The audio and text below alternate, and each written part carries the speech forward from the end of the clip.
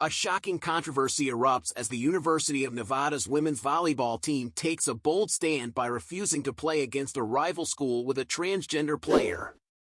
This decision has ignited a nationwide debate about safety, fairness, and inclusion in women's sports as tensions rise in the volleyball community.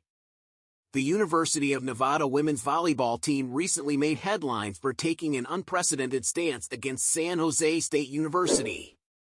At the center of this storm is Blair Fleming, a transgender athlete who has caused a wave of controversy throughout the season.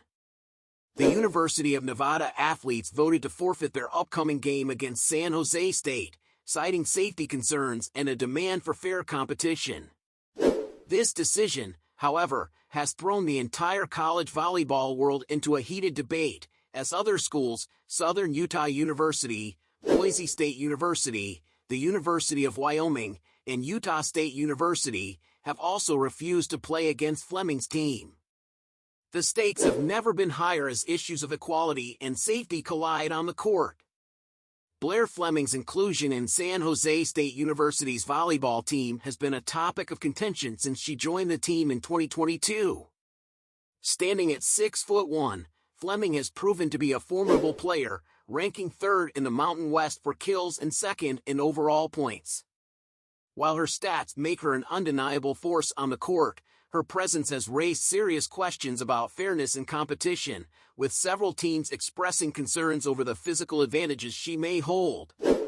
Tensions hit a boiling point during a recent game against San Diego State University, where Fleming unleashed a powerful spike that struck an opposing player in the face. Although the player was unharmed and even laughed off the incident, the video of the hit went viral, sparking outrage on social media and fueling the debate over transgender athletes in women's sports. For the University of Nevada women's volleyball team, this moment was pivotal. Citing not just safety, but the broader issue of maintaining fairness in women's sports, the team collectively voted to forfeit their scheduled game against San Jose State. In their public statement, the players emphasized their right to safety and fair play, insisting they would not participate in a match that, in their view, undermines the integrity of female athletics. They also expressed solidarity with other teams that had already refused to play against San Jose State. Their decision, however, was met with pushback from their own university. The University of Nevada quickly issued a statement distancing itself from the team's stance, declaring that the athlete's choice did not reflect the school's position. According to the university, the match will proceed as scheduled, although the players have the option to sit out without facing disciplinary action. As the fallout continues, the larger debate about transgender athletes has only intensified. Supporters of Fleming argue that her inclusion is a step toward equality and inclusivity, emphasizing that she has been cleared to play according to NCAA guidelines. San Jose State coach Todd Kress addressed the mounting controversy, revealing that both the team and Fleming have been subjected to a deluge of hate mail and online abuse.